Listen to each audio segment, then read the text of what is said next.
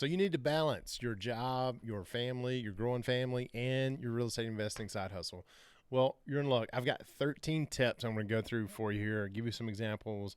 Um, and this comes from a blog post that I was documenting our journey back in 2018, 2019, and I kind of sat down and said, all right, what has made us successful to this point? So I want to give those to you and kind of revamped that a little bit. And so let's just dive into it. Number one, you got to get your spouse on board. You got to get your spouse on board. It is instrumental. If you're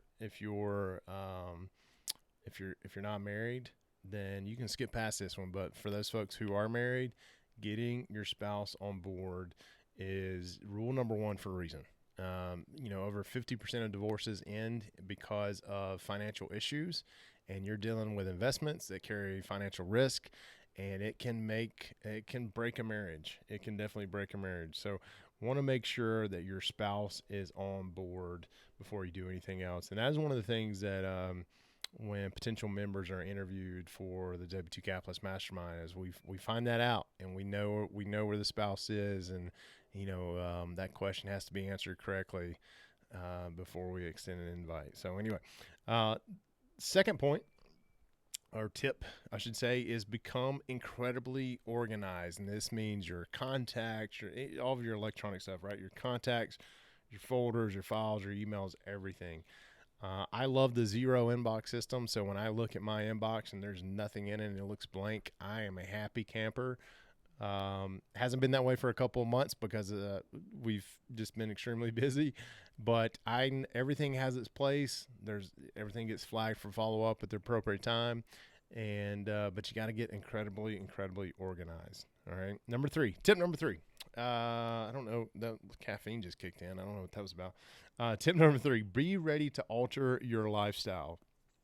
This means less TV, less nights out, earlier bedtimes, earlier alarms, spending money on less foolish things. And I was literally scrolling YouTube just a minute ago, and a guy had made a comment on one of my shorts. It was about taking a vacation, and he's like, well, I hadn't had a vacation and blah blah blah, and I've worked 58 hours a week since I was 16. I've had 2 vacations. One was when I was 16. The other one was during COVID.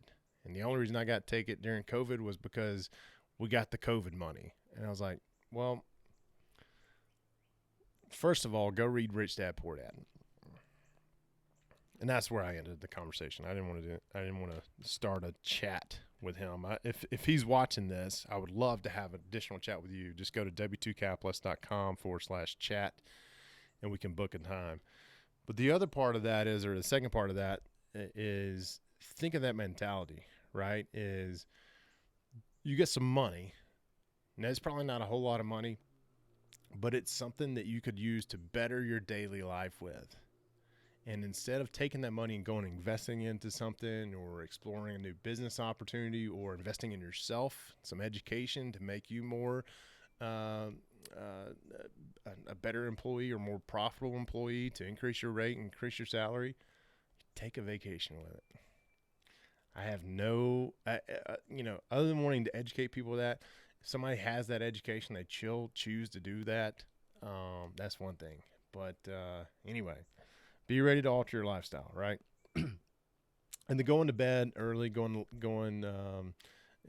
up early. Treat that. For those of you who adopt that, treat that just like any other exercise. You don't go in the gym if you haven't been in the gym in quite a long time and put 225 pounds on the rack and just expect to just bench press it like a mad dog. No, you go in there, you warm up. You start out with what weight you can do. You can knock out 10 or 12 reps, and you build up to it. Same thing with getting up early and going to bed early, right? You want to go to bed early. We're not talking about losing sleep. We're talking about going to bed earlier. And so what I did to help track this is I would set my bedtime alarm 15 minutes earlier than when I would go to bed. And then so on the flip side of that is I'd set my wake-up alarm 15 minutes early as well.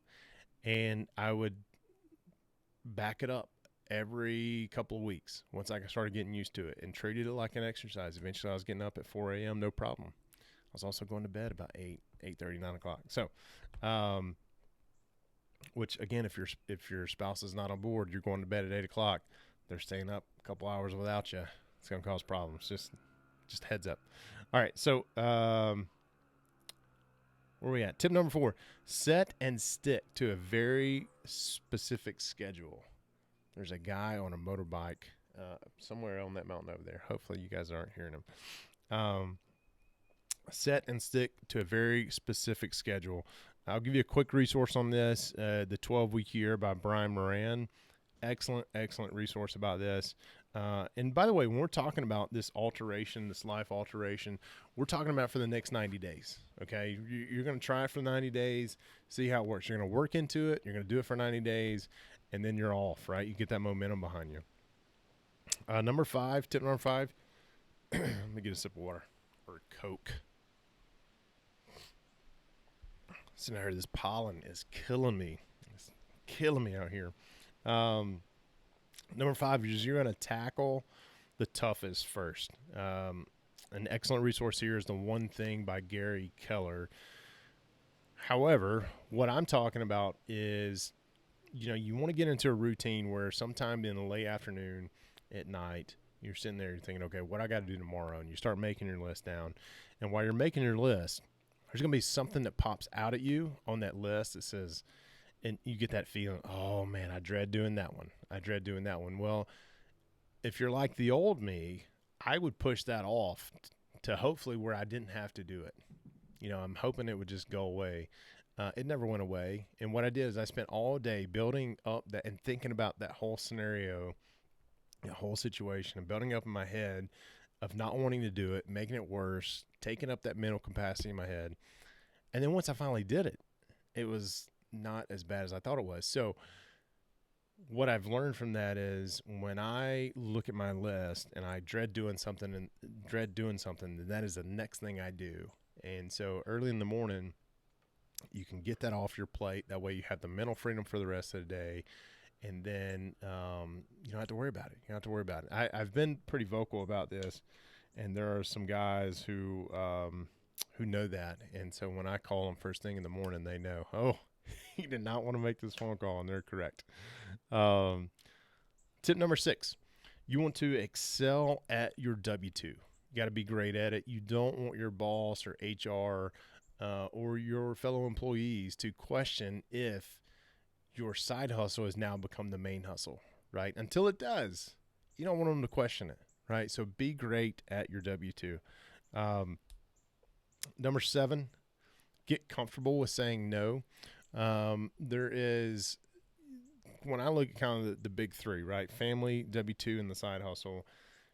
If I can look at those, if I'm presented with an opportunity, and if I can look at those 3 and say, okay, does it help either of those 3? If the answer is no, then I don't want to do it, right? Sometimes I'm made to do it by the boss lady, but I don't want to do it. And so very much like that, when you look at any opportunity that is brought to you, you need to be saying no more. Say no more often, okay? And try this out with your boss. They bring you a new project. They bring you something that you know is going to require you to work from home or work more. Say no. Or negotiate a bonus. Really helps.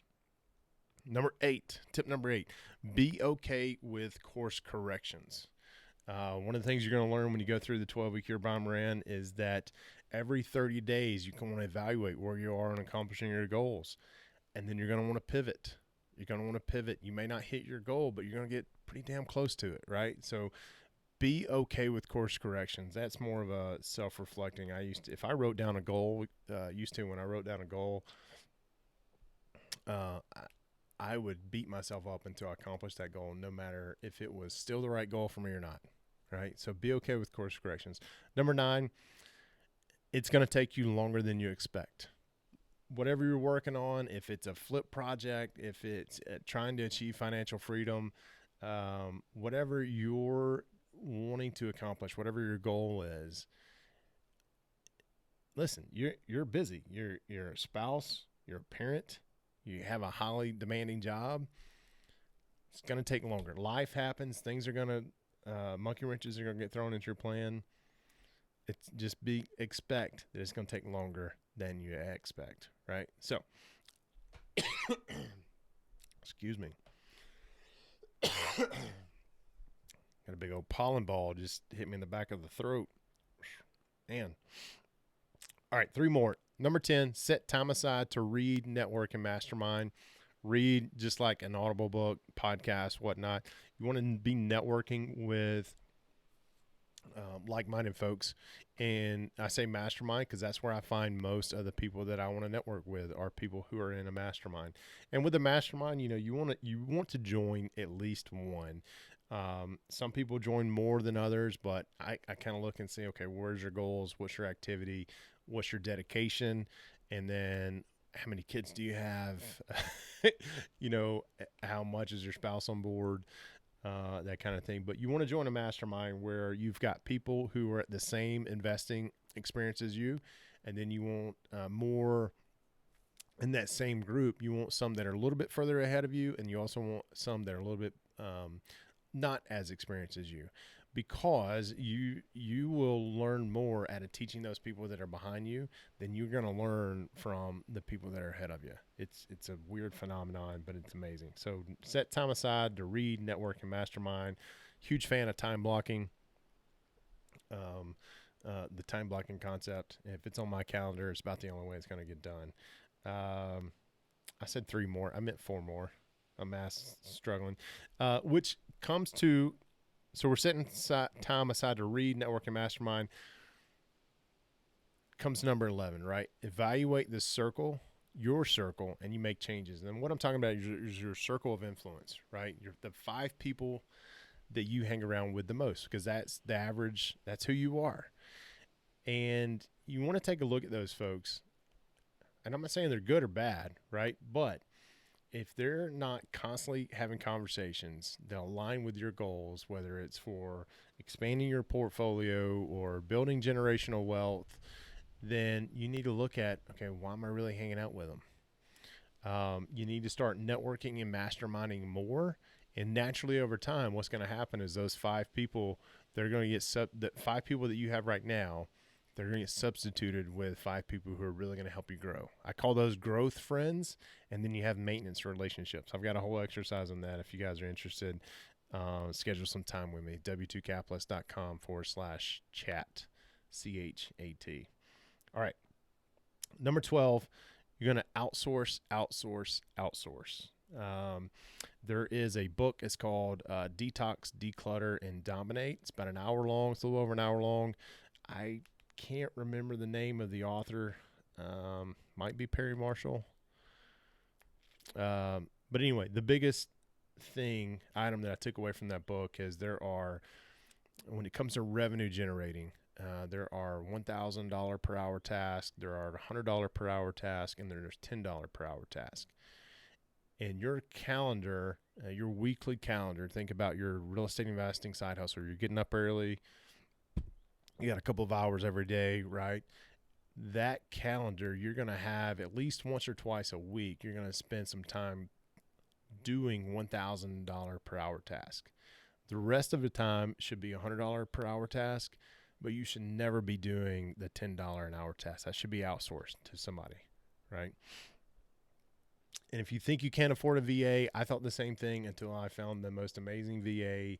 And I don't know how I did all this stuff before, but offloading the $10 per hour stuff to her has allowed me to really focus on the $100 per hour and $1,000 per hour task. It's amazing. It's amazing. Again, let's chat about it if you're not a believer. Is disbeliever a word? That's what I was going to say. Anyway, number 13 and last but not least is get comfortable with being uncomfortable. That's where growth happens, when you get outside of your comfort zone. Now, I'm not saying go out and do something risky and stupid, but if it's risky and your gut's telling you, yes, you got to go, you got to do it, but you also have the butterflies that are in there with that gut feeling, chances are you probably need to do it, okay? So get comfortable being uncomfortable. Like tomorrow, tell your boss no.